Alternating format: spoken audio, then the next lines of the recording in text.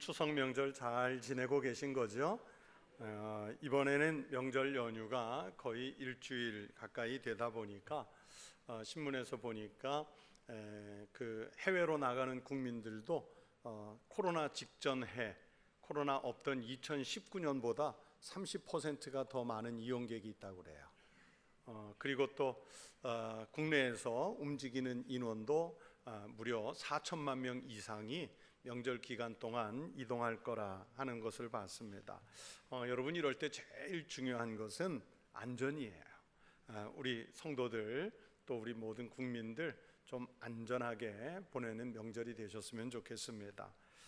또 명절이 길면 가족들이 함께 지내는 시간이 길어지기 때문에 처음에는 참 좋은데 이제 며칠 이렇게 같이 지내다 보면 또 이제 돌발 사고가 날 수 있어요. 가족들 간에 좀 그럴 때 화목함이 깨지지 않도록 서로 주의하고 또 서로 위로도 하고 서로 격려도 하면서 좀 평안한 명절 보내실 수 있기를 바랍니다. 여러분, 추억 마케팅이라는 말을 들어보셨는지 요즘 많이 나오니까 사람들이 예전에 놀던 추억을 떠올리게 해서 그 추억과 관련한 물건들을 판매하는 것인데 예를 들면 이런 겁니다. 그 오징어 게임이 전 세계적으로 아주 선풍을 일으켰던 드라마였지 않습니까? 거기에 보면 이런 다양한 게임 중에 그 뽑기라는 게임이 있습니다. 국자에다가 설탕과 소다만 넣어서 이렇게 판판하게 펴서 별 모양 또는 무슨 세모 모양, 물고기 모양 이런 것을 만들어 찍어가지고 그거 망가뜨리지 않고 잘 뜯어내는 그런 게임이 거기서 나왔는데, 그 드라마 영향으로 사람들이 옛날에 뽑기를 했던 그런 추억을 떠올리면서 코로나 기간 동안에 그 뽑기용 세트가 어마어마하게 팔렸다고 그러잖아요. 어마어마하게 팔렸대요. 키덜트라는 말 들어보셨는지요? 어린이라는 단어, 영어 키드라는 단어와 성인 또는 어른이라는 뜻을 가진 어덜트라는 두 단어가 합해져서 키덜트라는 조합의 단어가 만들어졌는데, 여러분, 이 키덜트들은 그 몸은 다 큰, 나이는 다 큰 어른이지만 어려서 갖고 놀던 그 장난감을 집착해서 갖고 노는 사람들을 키덜트라고 그래요. 이 키덜트들이 점점 많아지면서 30, 40 세대들이 자기가 어렸을 때 갖고 놀던 장난감을 수집하고 그때 봤던 드라마나 영화를 찾아서 보고 그때 읽었던 만화책을 구입해 가지고 사서 보는 거예요. 이게 다 추억 마케팅이죠. 지금 항저우에서 제19회 아시안 게임이 열리고 있지 않습니까? 이 아시안 게임에 우리나라 국가대표 선수들이 나가서 혼신의 힘을 기울여 경기하면서 정말 많은 금메달을 따내고 있는데, 그 중에 그 많은 금메달 중에 은메달, 동메달 중에 우리나라 현재 40대들을 제일 열광시킨 금메달이 뭔지 아십니까? 이 기사가 하도 많이 나와서 보는데 그 금메달이 40대가 지금 제일 열광하는 금메달이 스트리트 파이터라고 하는 전자게임이에요. 김관우라고 하는 선수가 이 분야에서 금메달을 땄는데, 이 선수가 지금 44살인데요 몸을 쓰는 게 아니라 그 화면을 이용하는 거니까 이 나이도 돼요.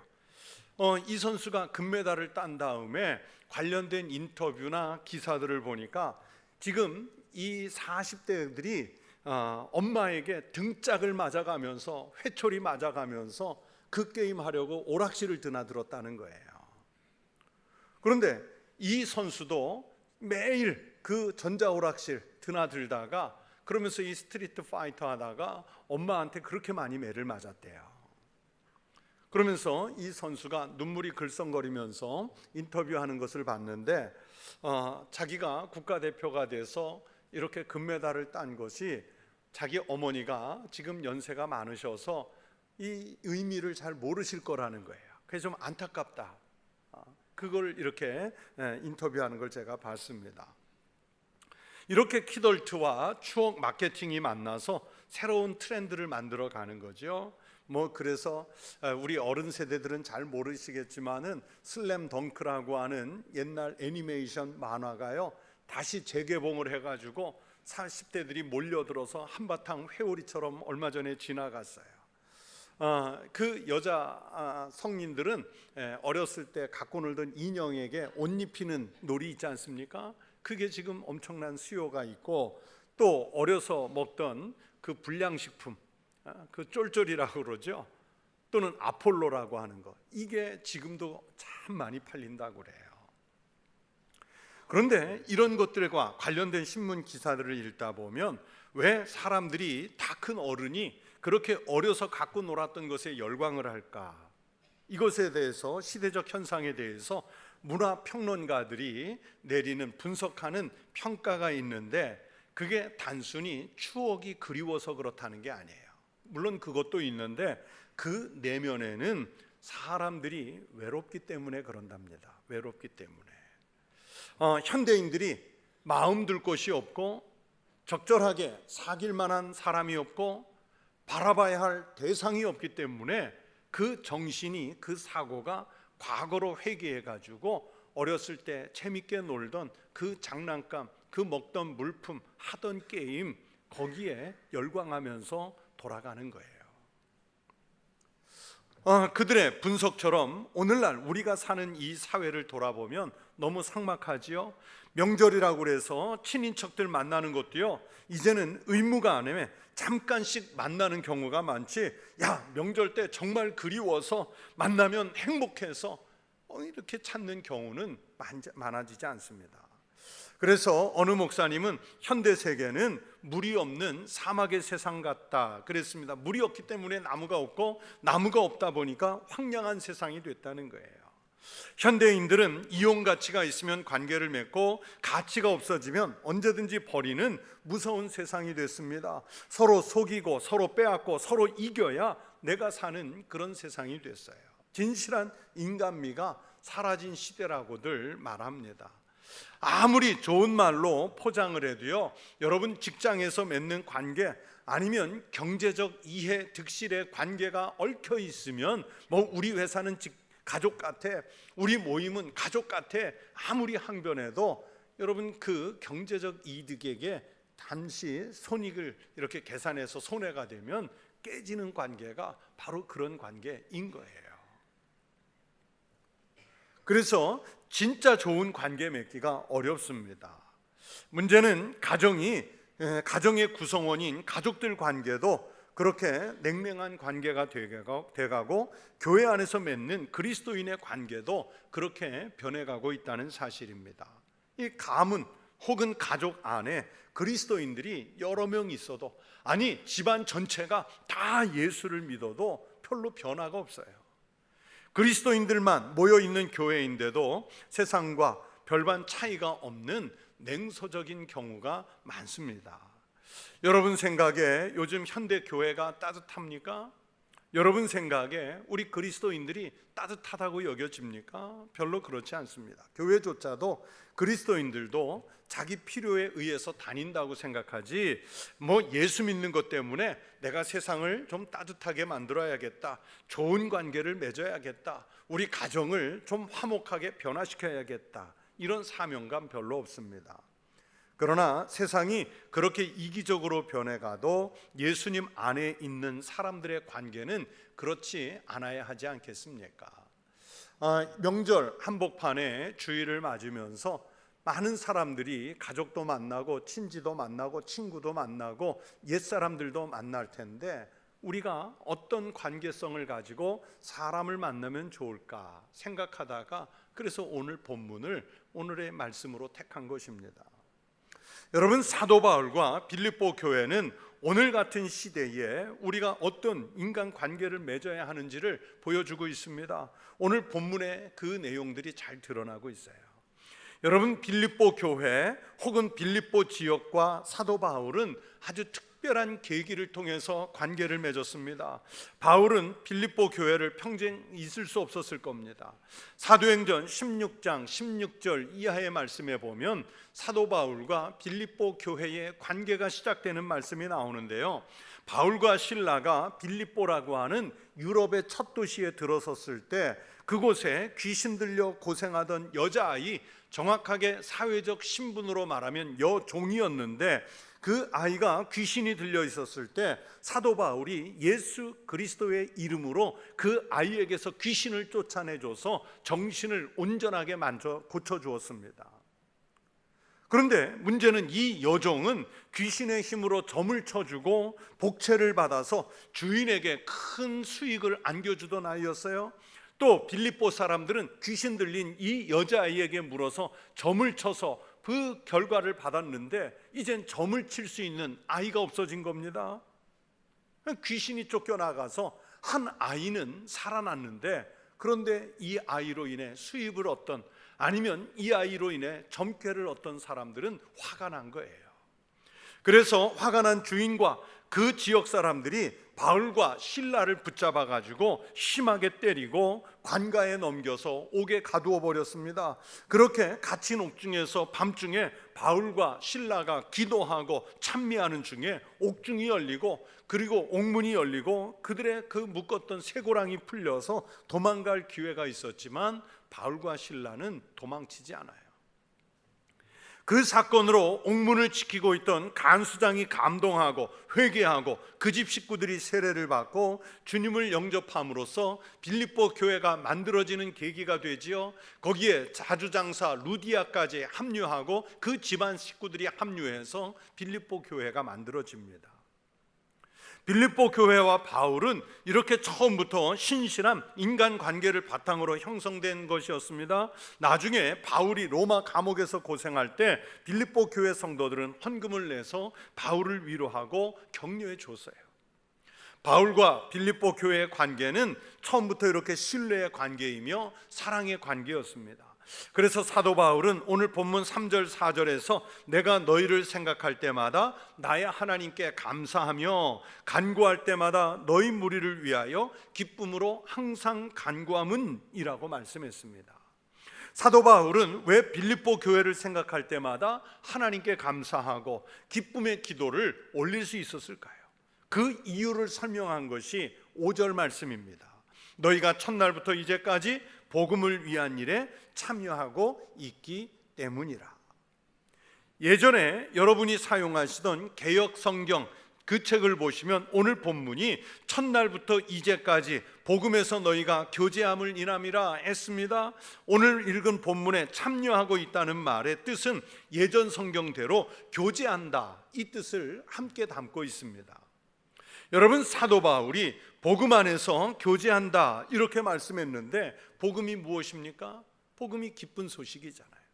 왜 기쁜 소식이냐 하면 사람을 살리는 소식이기 때문입니다. 우리 인간이 죄로 인해서 하나님과의 관계가 끊어짐으로 영원히 죽을 수밖에 없던 그런 운명에 빠졌는데 하나님께서 예수 그리스도를 보내주셔서 그분의 십자가에 달려 죽으심으로 우리가 영원히 살 수 있는, 다시 말해 하나님 나라에서 영생을 얻을 수 있는 길이 열린 거예요. 사도 바울이 자신과 빌립보 교인들이 복음 안에서 교제한다고 하는 것은 예수 그리스도께서 주신 생명을 살리는 바로 예수 그리스도의 이 십자가 복음 안에서 서로 관계를 맺었다는 뜻입니다. 바울은 빌립보 교인들을 살리고 빌립보 교인들은 바울을 살립니다. 무엇으로? 복음 안에서. 복음 안에서. 더불어 첫날부터 이제까지라고 했는데 처음 믿음 안에서 관계를 맺을 때부터 바울이 이 편지를 쓰고 있는 지금 이 시점까지 오랜 세월을 그렇게 서로를 살리는 관계를 맺어온 거예요. 다시 말하면 꾸준한 교제를 해왔다는 것을 뜻하지요. 7절의 말씀을 보면 나의 매임과 복음을 변명함과 확정함에 너희가 다 나와 함께 은혜에 참여한 자가 됨이라 말씀하세요. 빌립보 교인들은요, 바울이 복음으로 고난을 당할 때라든지 바울에게 물질이 필요할 때라든지 바울에게 무엇인가 도움을 요할 때가 생겼을 때든지 함께 고난을 당하고 함께 복음을 위해서 수고해 왔음을 알 수 있고 바울이 이를 기쁘고 감사한 일로 받아들였습니다. 복음을 전하다가 장애를 만나면 그 일을 변증하는 일에 함께하면서 은혜를 나누었고, 복음에 대한 분명한 답이 필요할 때 함께 고민하면서 답을 확정하면서 복음에 참여한 자로서 은혜를 공유했다 그랬습니다. 참으로 놀라운 은혜와 사랑의 관계입니다. 물질이 필요하면 물질을 나누고, 사랑의 격려가 필요하면 그 사랑을 아낌없이 베푸는 관계였습니다. 심지어 고난을 당하면 그 고난까지도 함께 동참하는 관계였다는 것이 오늘 말씀 속에 나와 있습니다.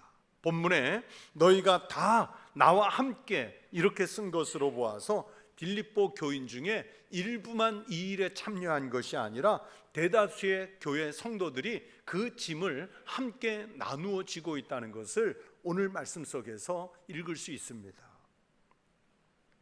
저도 40년 가까이 목회를 하면서 무수한 교인들을 만났을 것 아니겠습니까? 그런데 그 숱한 교인들 중에는 정말 마음이 흔들리지 않고 꾸준히 일관되게 충성하는 그런 종과 같은 분들을 볼 수가 있어요.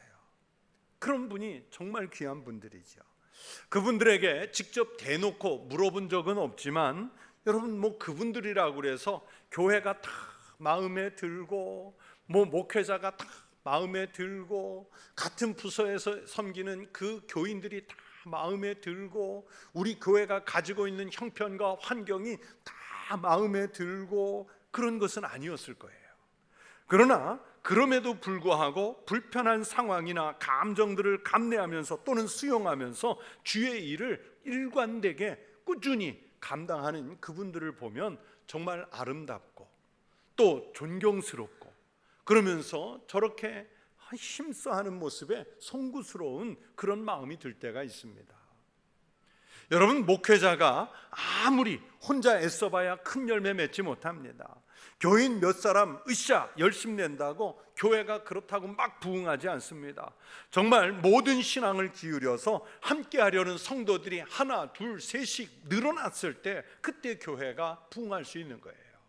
빌립보 교회가 바로 그런 교회였습니다. 빌립보 교회가 이렇게 바울의 목회를 이해하고 복음 사역을 위해서 교회 자체에 아낌없이 헌신해 주었기 때문에 바울은 빌립보 교회라는 그 공동체를 심장에 새기고 있었습니다. 그래서 바울은 빌립보 교회를 위해서 기도할 때도 너희 무리를 위하여 한다 했고요, 지금 이 편지를 여러분에게 쓰고 있는 이유도 너희 무리를 위하여 쓰고 있다 그랬습니다. 바울과 빌립보 교회는 서로 심장에 새기고 있는 관계이기 때문입니다. 여러분은 심장에 누구를 새기고 있습니까? 가족 중에 여러분의 심장에 새겨진 사람이 있습니까?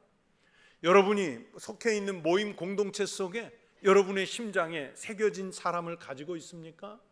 아니면 우리 교회 안에서 여러분의 심장에 그 이름을, 그 형상을 새겨놓은 사람이 있습니까? 바울은 빌립보 교회를 생각하면 하나님께 감사가 나왔고, 기도하다 보면 빌립보 교회를 위해서 기쁨으로 항상 기도하게 됐습니다. 얼마나 아름다운 관계입니까? 어떻게 그것이 가능했냐? 말씀드린 대로 7절에 나와 있듯이 너희가 내 마음에 있음이요, 즉 피차의 마음에 새겨진 관계예요. 그리고 덧붙여 8절에 이렇게 말씀하지요. 내가 예수 그리스도의 심장으로 너희 무리를 어떻게 사모하는지 하나님이 내 증인이시니라.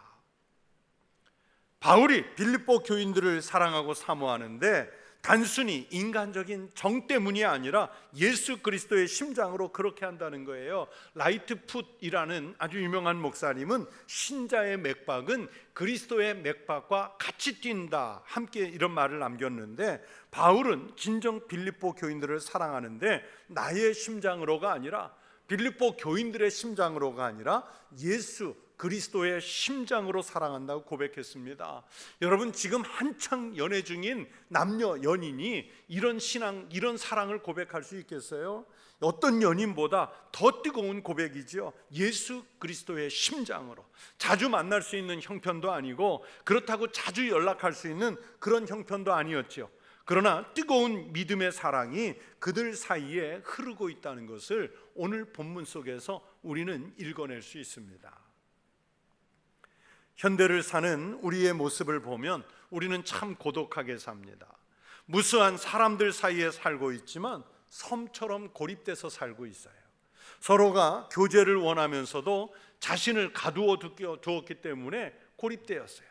오늘날 사람들은 군중 속에, 지금 우리도 군중이 회집되어 있잖아요. 이 군중 속에 살고 묻혀 살지만, 그러나 그 사이에는 깊은 협곡이, 아니면 널찍한 해협이 놓여 있고 건널 수 없는 그런 강 같은 것이 가로막혀 있습니다. 서로 건너가려 하지도 않고 건너오도록 마음도 열지 않으면서 하는 말이 서로 외롭다는 거예요. 그래서 장현종이라는 시인은 섬이라는 유명한 시에서 이런 말을 했습니다. 사람들 사이에 섬이 있다. 그 섬에 가고 싶다. 오늘날 우리의 모습이에요.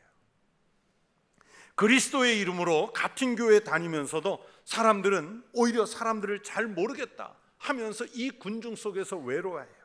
직장이나 학교를 매개로 해서 무수한 모임에 참여를 하면서도 외롭다고들 말해요. 그리스도교 신앙은 예수님 안에서 이런 감정들을 넘어서게 하는 힘을 주십니다. 서로 그렇게 만들어 줘야 해요. 예수님이 십자가에서 우리에게 가르쳐 주신 방향이지 않습니까? 그런데 우리가 교회 안에서는 물론이고요, 가정이나 일터에서도 과연 그렇게 살고 있는지 우리 스스로를 살펴야 합니다. 우리가 세상에 나가서 정말 사람들과, 가족들과, 이웃들과 온전한 관계를 신앙으로 맺기를 원한다면 먼저는 주님과 나의 관계, 나와 주님의 관계부터 바르게 정립해야겠지요. 사도 바울도 그렇고 빌립보 교회 교인들도 신앙이 제대로 정립되어 있었기 때문에 오늘 이 본문 속의 관계가 형성될 수 있었습니다. 예수님은 요한복음 15장에서 포도나무의 비유를 통해서 예수님과 우리의 관계에 대해서 이렇게 말씀하셨습니다. 나는 포도나무요 너희는 가지라. 그가 내 안에, 내가 그 안에 거하면 사람이 열매를 많이 맺나니 나를 떠나서는 너희가 아무것도 할 수 없음이라. 너희가 내 안에 거하고 내 말이 너희 안에 거하면 무엇이든지 원하는 대로 구하라. 그리하면 이루리라. 너희가 열매를 많이 맺으면 내 아버지께서 영광을 받으실 것이요 너희가 내 제자가 되리라. 여러분, 포도나무 원줄기와 가지는 떨어져 있으면 안 되는 거예요.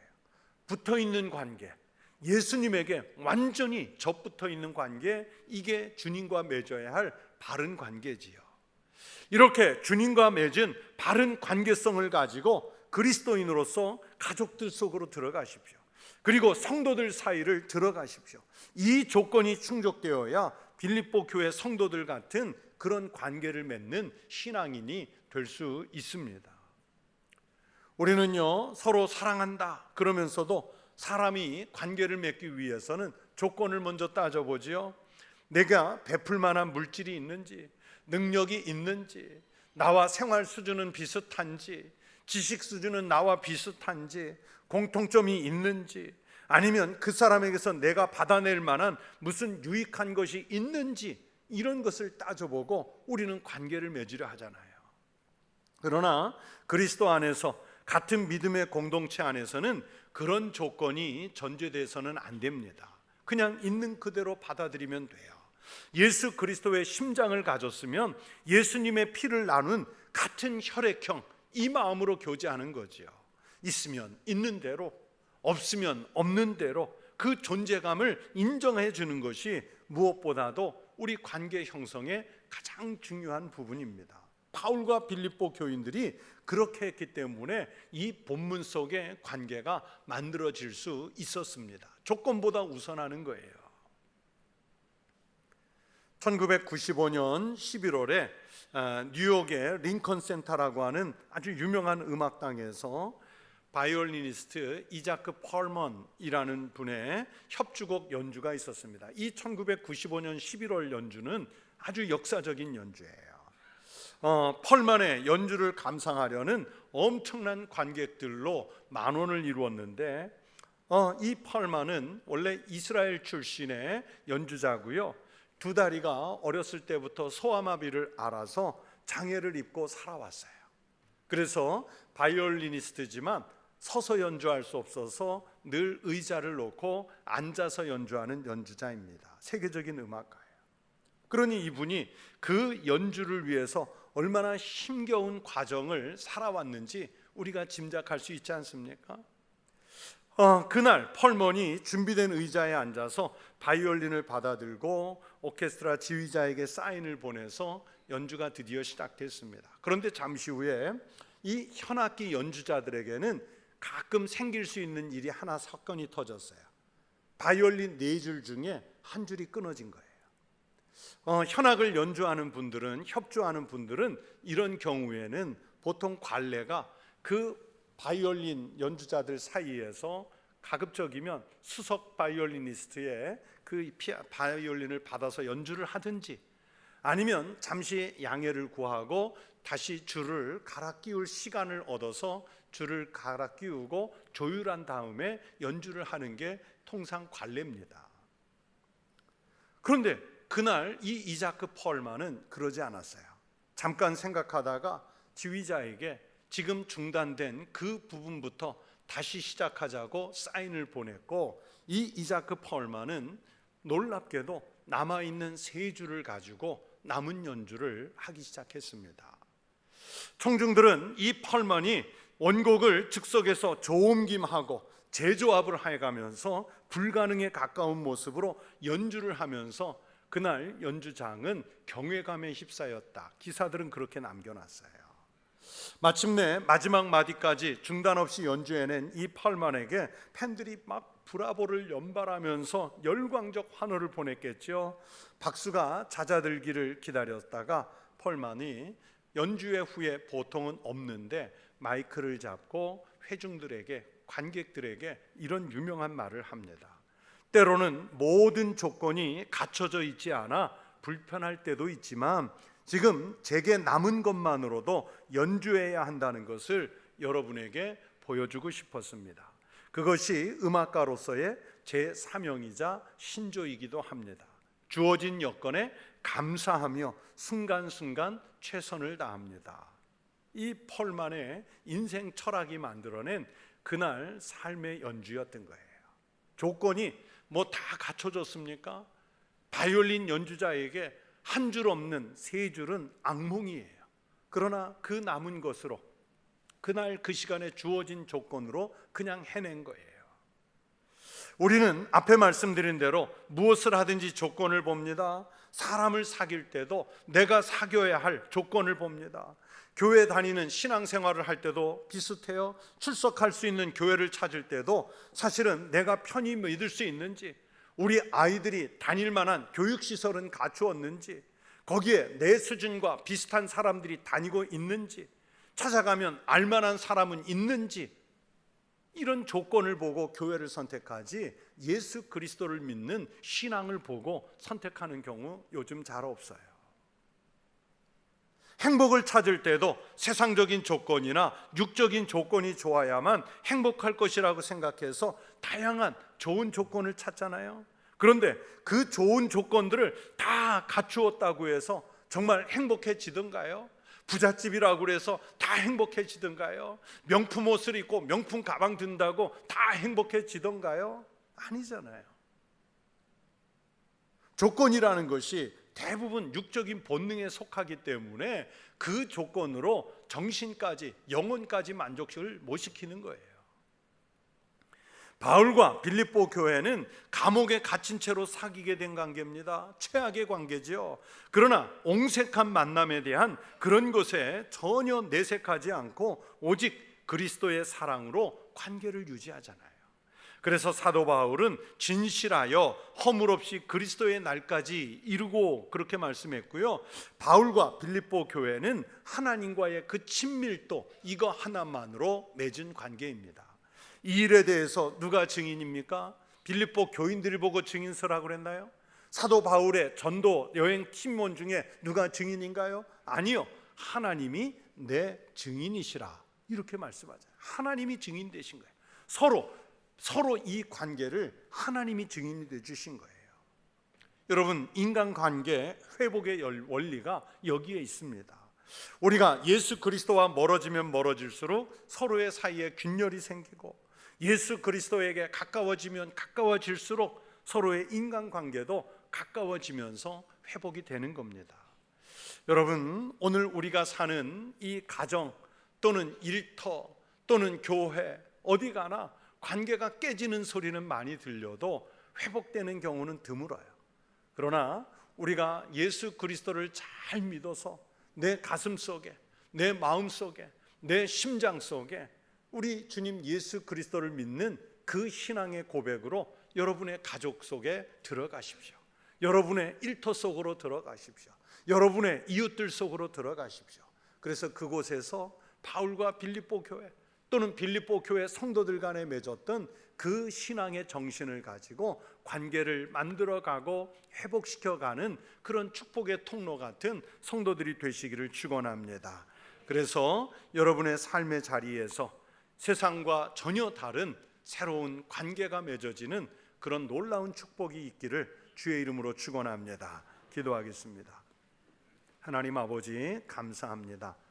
오늘날 사람과 사람 사이의 관계가 깨지고 점점 더 삭막해지는 이런 위기의 시대 속에서지만, 하지만 우리는 그리스도 예수를 믿는 그 같은 신앙의 고백 때문에 예수 그리스도의 심장을 가지고 가정 속에서 가족들과, 직장에서 동료들과, 우리의 이웃들 속에서 같은 구성원들과, 특별히 교회 안에서 같은 성도 공동체로서 관계를 회복시켜가는 축복의 통로와 같은 그리스도인의 삶을 살게 하여 주시옵소서. 예수님 이름으로 기도하옵나이다. 아멘.